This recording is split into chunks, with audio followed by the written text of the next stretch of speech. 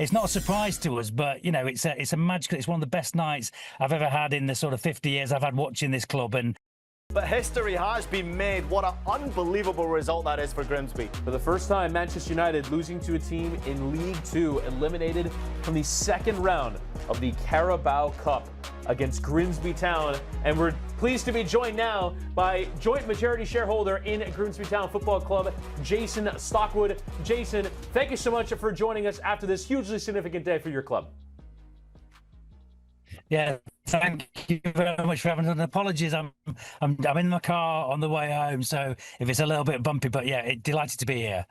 And can only imagine what that celebration is going to be like back at home. But can you just kind of take us there, put us there when the full-time whistle goes, when a Mbeumo's penalty hits the crossbar, and your team has knocked Man United out of the Carabao Cup? Yeah, look, it just feels like an absolute magical moment for the town. It's a David versus Goliath story. It's an opportunity for us to put Grimsby on the map globally and to all your American audience. You know, obviously a lot of people will be familiar with the Wrexham story. Well, Wrexham haven't beaten a Premier League team in a cup game like this, so hopefully we've got a few more fans from the US. And yeah, just delighted to have had it won deservedly. It wasn't lucky; it was a deserved win. I'm so proud of the team and so proud of the town. Ruben Amorim already stating that the better team won tonight. How did your team get the job done, and what did you make of the overall performance and the drama going into penalty kicks? How did you even handle that? Well, look, we're 4 years into a project, so this doesn't come as a surprise to me. You know, we've been recruiting sensibly, you know, really talented players from around the world. We've got a coach who's in David Artell, who's incredibly progressive. He's the coach that most improves players in the Football League. We've got an amazing CEO. So this is all part of a project and a plan. We're hoping this is a catalyst for us to go up through the league. So it's not a surprise to us, but, you know, it's a magical, it's one of the best nights I've ever had in the sort of 50 years I've had watching this club, and I'm really proud of the performance that the team put on. And you mentioned Wrexham there as an example, but there are so many others in the lower leagues of English football where the talk sometimes is about business issues and going to the wall and needing to raise money so the club can stay in business. How much does a night like this sustain the interest in lower league football and, frankly, give all these fans that come out to watch their side in League Two and are hoping for promotion, hoping for a night like this, sort of that life to keep going and to continue to support football at this level in England? Yeah, we're a really well-run club. You know, we've got a few US investors alongside us, and, you know, we're looking to progress and get more people on board. But actually, the reality for us is, you know, people talking about wanting this fixture at Old Trafford. But for us, when you look at the pictures now, the scenes where Grimsby fans on the pitch, you can't put a price on that. So you can talk about the economics, and, you know, there's a new independent regulator in the UK. So the economic situation is going to get a lot easier for clubs. But we're particularly well-run. We're a club on the up. And, you know, importantly, that's what it's about tonight, is making those sort of memories that you saw those fans on the pitch. That was a historic night, and again, it feels all the sweeter for it being deserved. We went toe to toe with one of the biggest teams in the world. They haven't beat us since 1905, and they haven't got that monkey off the back tonight. So proud of the whole team and the whole town. 1905. Love the statistics. It's an absolute honour to get the opportunity to speak to you. I can see the joy and I can feel that energy. Now the next round already been drawn. Sheffield Wednesday up next. I mean, many people will be looking forward to watching this journey continue. And with Sheffield Wednesday having their difficulties, surely you sense an opportunity of another upset. Definitely. Look, we go into every game thinking we can win it. I mean, I know it sounds ridiculous when you look at the relative resources of clubs like ours. You know, Manchester United, there's some players on that pitch tonight whose weekly salaries will be bigger than our own whole squad budget. So it gives you a sense of the order of magnitude. I talked to you guys yesterday saying it's like the Durham Bulls playing the New York Yankees. It's really that order of magnitude when you think of like what we've taken on. But at the end of the day, it's just 11 against 11, and we've shown that with great players, a progressive coach, and a lot of heart, you can move mountains. And so just again, it's an amazing moment for us. Will there be one memory that you have from tonight, a handshake, a hug, an interaction with a fan, an interaction with a player that you'll most take from tonight? No, look, I'm in the car here with my wife my son and a couple of his mates, and it's just this is why we do this, right? It's great to share this with the family. My brothers were here tonight. You know, I've got a load of family. It's just this is what it means for towns like ours, and it's great just to share it with everybody. So there's no one moment. It's just the whole run up to this, and then when that final whistle went, it's another chapter for us. But we intend to use it to build and do something remarkable over the next few years with this. Jason, I love how social media always gets involved, and you're no different. Your football club already been very active in the social media. You have just been slapped by the fish. Maybe you can explain a little bit more about, obviously, the history. I mean, the fishing town, fishing city. It was one of the most busiest fishing ports in Europe, if I'm not mistaken, at one time, wasn't it? It was actually one of the biggest fishing ports in the world up until the 1970s, and there's a lot of proud heritage around the fishing industry. It's a very working class town in the northeast of England, and we're very proud of our fishing heritage.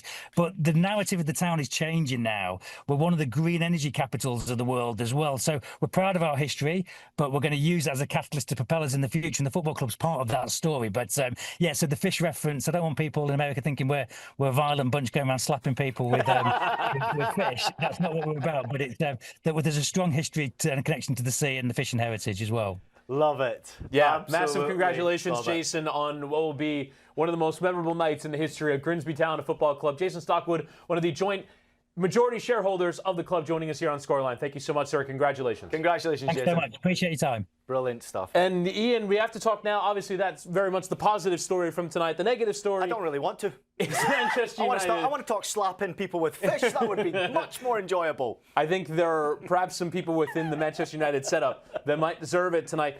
Where do you want to begin in terms of, I guess, the magnitude of this failure, and also over the course of time, from last season finishing 15th in the league? Ruben Amorim's won 7 of his 29 Premier League games in charge. They thought they were embarking on a process, and now results would start to turn. And yet, here's another season where Man United seem to have found another new low. Yeah, it's ridiculous. I mean, obviously, it's a cup competition, which is always very difficult. I mean, if you're looking at history, Manchester United never having lost to a fourth-tier opposition is quite embarrassing.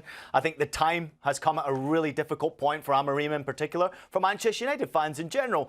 I mean, it's a personal topic for me. Obviously, I played as a Manchester United schoolboy player at the club. My grandfather was involved with selling matchday magazines at the football club, and obviously, as a United fan growing up, and forcibly so, I saw a lot of joy in United through the history in my youth growing up. So this little lull that United are going through, you thought couldn't get any worse until that match tonight. Now, they showed great heart and desire to get back into the game. There's no doubt about it. 2-2 was probably the fair result in that second half for the way they played. But overall match, United did not deserve to win that game. I'm just incredibly disappointed. Now, I have a personal connection to cup competition, right? I've been there as a player, obviously, in Germany. I spent 5 years of my life. I went to the semi-final. I knocked out some big Bundesliga teams as a third division German player. It is hard playing against people like me who are a little bit crazy in the head, who have got a lot to lose, Witty. These games mean so much to individuals and so much to clubs. You just heard Jason talk about the importance, what it's going to do for his project going forward, the development. But cup competition can spring a surprise or two. Now, that's what happened with Grimsby. They put out a top-class performance on the occasion where United were vulnerable. But if we're really being honest, the United team that went out should be way too good to lose to this Grimsby Town team. There's no doubt in my mind. I was really impressed with the 11 that Amorim put out there. I thought this is a very good team. He's taken this seriously, understanding how difficult it was going to be. Difficult place. You've got a lot of travel to get to Grimsby, and then you've got to handle the weather conditions, the difficult energy you're getting from the supporters, and that 11 told me Amorim's taking this serious. Now, at some point, do we blame Amorim for this? Do we blame the players for this? Who do we blame? It's all of it. You've got to blame Amorim at some point for maybe not getting the motivation out of his players, the best performance out of his players, because at the end of the day, that's his job, right? He's got to get those better performances coming. But I do take a big, long look at these players who not only started the game, but the ones who finished the game. And I have to think that United have just let themselves down. The players need to really have a good look at themselves. They are playing for Manchester United, this great historic club. This club who went on such a mesmeric run and championships and trophies under Sir Alex Ferguson. That's gone, Witty. Different Manchester United now. This is a refurbished Manchester United that need to have new identity and new ideas. And the identity that we're witnessing right now is not a good one. And this is the difficult image, I think, for a lot of Man United fans to watch Ruben Amorim in the middle of the shootout not even bearing to watch, not even bearing to stand in the dugout. What do you mean, who cares? Is this not a demonstration, though, of poor leadership, of not being able to take the responsibility of standing in the dugout and watch your team take a penalty shootout away at a League Two side in the Carabao Cup? This isn't the Champions League final. This is the Carabao Cup, round 2. And he can't stand in the dugout. At what point does his leadership get questioned, Ian? Yeah, but listen, you would say I was a confident person, right? Yes. Yeah, I was also captain of the US Youth National Team, took a penalty kick, missed it, never took another penalty kick again. Some people like penalty kicks, some people don't like penalty kicks, some people handle penalty kicks completely different. I understand Amorim's under immense amount of pressure. He wants results. I understand he's disappointed with his team. He doesn't want to watch penalty kicks because every single penalty kick brings emotion, good or bad. He was obviously finding it difficult to watch in that moment. I don't look at him differently because of this. I know a lot of people out there will. They'll frown upon this, and I get your point too, that maybe he should be that leader, that loud person, that brave, confident person. But this is also showing a true side of vulnerability in a human being. He's feeling pressure. He's showing his fear. I think it's okay for everybody out there to show their fear at some point in their life. And I do think that Amorim's just feeling the immense amount of pressure that's on his shoulders. And that was an occasion he decided he just simply didn't want to watch. And after watching the penalty kicks, now I can see why. There is obviously pressure of being the coach of Manchester United. And you mentioned it there several times. I think the pressure, though, was just the situation, the difficulty. I think this now has reached the point where I think the pressure is on his job, because they struggled so much in the Premier League last season. Yes, it's early, but how real do you think, how much more time do you think he's going to get to turn things around at Manchester United? Because going out in the Cup to Grimsby Town after 1 point from 6 to start the season is a pretty difficult place to be. I agree, and I understand and totally respect people's opinion when they want to fire a manager, move on to the next one. But United have done that. They've rinsed and repeated changing managers. At some point, you have to stick by someone through the thick and the thin. He's obviously made a decision tactically of how he wants to play. He's made a decision of which players he wants at his football club and which players he doesn't want at his football club. The board and the executives have backed him up to this point. I don't foresee that changing because they got knocked out by Grimsby Town in a Carabao Cup match. I don't think it changes. I think United see the bigger picture. They like this guy. They seem to want to build around this guy, giving him a ton of money to be able to spend. And I actually believe in him as well. I think the players... It takes time to rotate the players that you want in your football club and the players you don't want in your football club to leave your football club and implement your ideas. You can't just continue to rinse and repeat and rotate managers. It will never work, and that's why United are in this position that they're in right now. Support this man, give him everything you possibly can through thick and thin, and eventually we can all hope that maybe he gets it right. That's all I can say.